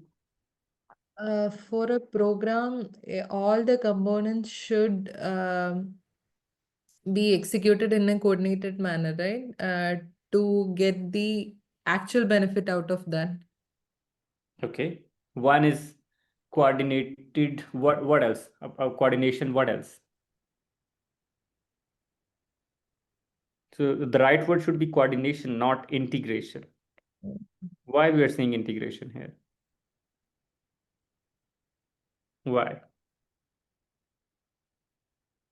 So In, see, yeah, go ahead. Go ahead. Go ahead. no, no, you go ahead. Integration meaning for the in the case of the car, all the components should be integrated together. Absolutely, absolutely. To deliver the final value, you need to integrate components together, Yeah. right? That's what we call integration. Because you're not going to send individual components. Yeah. So in benefits transition, you ensure your product components are integrated and they are complete in all aspects, Mm. right? And they meet or exceed benefits realization criteria. Mm. If it meets or exceeds the criteria, only then you will be handing over to the organization. Otherwise, there is no point of doing that, right? Mm. And then developing. So, what exactly we do is we develop a benefits transition plan.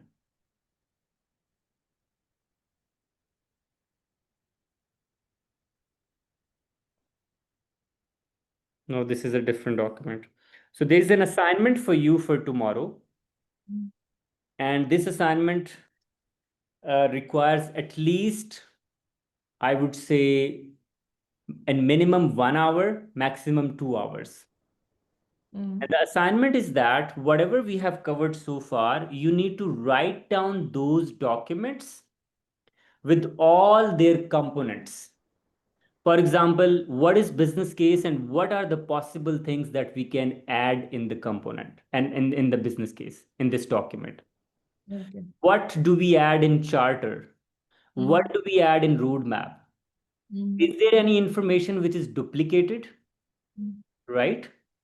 Mm. And why we have duplicated information? Because the idea is, see, from exam perspective, let's say if the same information is present in two documents, question is which one you will be choosing in the exam.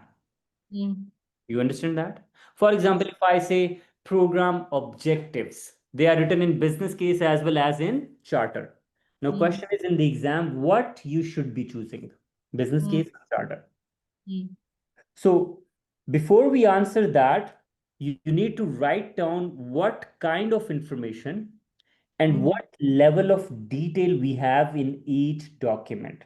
Because Mm. half of your question in the exam would be about documents. So for Mm. example, today we talked about various documents. We talk about business case, charter, roadmap, right? Uh, Mm.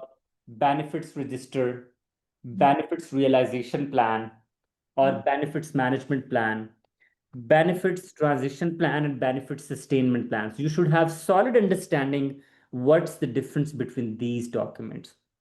So Mm. I expect a summary document either in PDF or Word.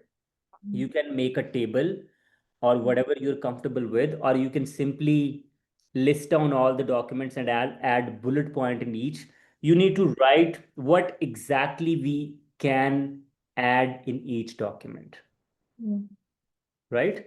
And you Mm. need to identify duplications, Mm. right? Like this is duplication between business case and charter. This is Mm. duplication between charter and roadmap, Mm. right? So Mm. wherever you see duplication, you need to identify that. That's Mm. your assignment. Is it clear? It could be 3 to 4 page long document, whatever. Length does not matter. The idea is you should understand each and everything because there would be a lot of question in the exam regarding documentation. Mm. What we should be adding in each document. Okay. Mm. Okay. So you develop benefits transition plan, like how these benefits would be transitioned to the Mm. recipient organization. Should you do evaluation of the program and program component performance against applicable acceptance criteria? So evaluation is done. You review the acceptance criteria. You review operational and program process documentation. You review training and maintenance material. You review applicable contractual agreements because you need to hand over the product, right? Mm. When you need to hand over the product, you need to review all these things. What's the acceptance criteria, right? What's the minimum threshold? Have we completed all the work? What are documentation related requirements? What are contractual requirement, Mm. right? Making sure that changes have been integrated, like integration related requirement, right? What are the activities required to ensure validation or acceptance, like workshops, meetings, trainings, whatever, transfer of risk and ownership to the recipient organization, and readiness assessment. What is Mm. readiness assessment? Readiness assessment is making sure that recipient organization is ready to receive the product. So let me write some of the things. So for example, you do um, evaluation against acceptance criteria.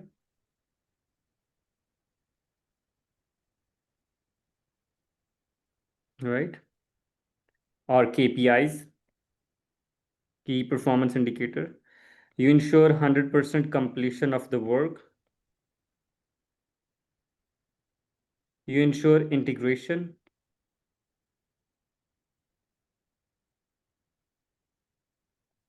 of the outcome from components, right? You review contractual agreements.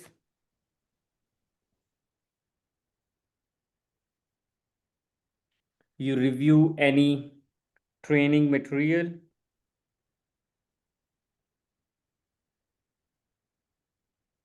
And you do readiness assessment. Readiness assessment means you ensure, you see if recipient organization is ready to receive the product. Like they have space, they have trained people, or any other resources,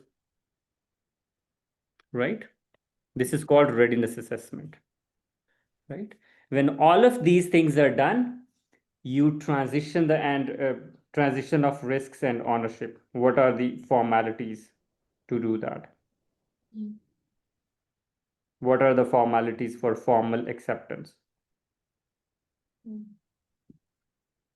All of these activities are done, right? Once it is done, you transition the product to the recipient organization. Now, the last thing is benefits sustainment. So we develop benefits sustainment plan. Now, sustainment is ongoing maintenance. As a program manager or program management team, you are not going to do this ongoing maintenance, okay? It's the job of recipient organization or who would be doing this, right? But you develop because you know the product, right? So that's why you will be developing this sustainment plan. For example, if I'm manufacturing something, I should be providing user manual. You understand that? Because I know the product well. So I should be telling them, okay, how you should be operating this product, how you should be maintaining this product, right? So in sustainment, what we do, we plan for operational needs,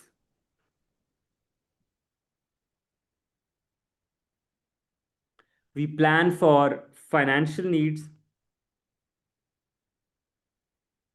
how much finance you need, any kind of behavioral changes, right? Functional changes which are necessary for program recipients to continue monitoring performance, right? And sometimes what we need to do, we need to implement those solution. Implementation, you understand that? Yes. Let's say you develop a new software solution, now you need to implement that. And then you need to integrate with their systems, you need to implement that, you need to train people, right? And then monitoring the benefits. For example, we said, okay, if you start using this software, your productivity would go up by 50%. And now we need to monitor. After implementation, what are the results? This is called sustaining benefits. You understand that? Does it make sense? Yes. So we monitor the continued suitability of the deployed product, right? So for that, what we do is we develop sustainment plan. And in sustainment plan, we write how to monitor, how to maintain, what are the functional needs, how to handle bugs, right? What are the operational needs? What's the technical information, right? And when we should be upgrading our product, when our product should be retired, and what are the potential lessons learned from this product, right? And retirement plans. Like this product would be realized after 20 years or whenever we have a new technology. And what are the operational risks? So this is a continuous activity which is done by recipient organization. That's all with regards to benefits transition. So that's our domain number.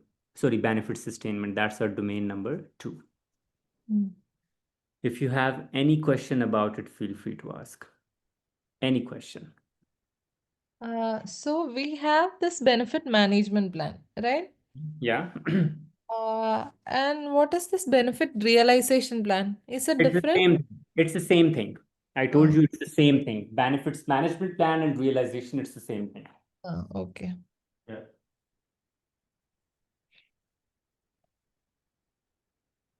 Okay. So Anju, we are done with 2 domains. Please pay attention to this, and I would suggest you use ChatGPT for this, okay? Mm, Ask question from ChatGPT. Okay, for example, the easiest way is you can put the standard in ChatGPT mm, and ask, okay, from this section to this section, give me a critical analysis. Okay, compare, give me all the documents. Okay, mm, compare these documents. Okay, tell me what is duplicated information.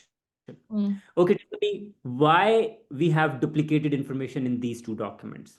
mm, Then it will tell you because it's not duplicated. The name is same, but level of detail is different, mm, right? For example, we have sequencing in roadmap, mm, right? But we mm, do have sequencing in schedule as well.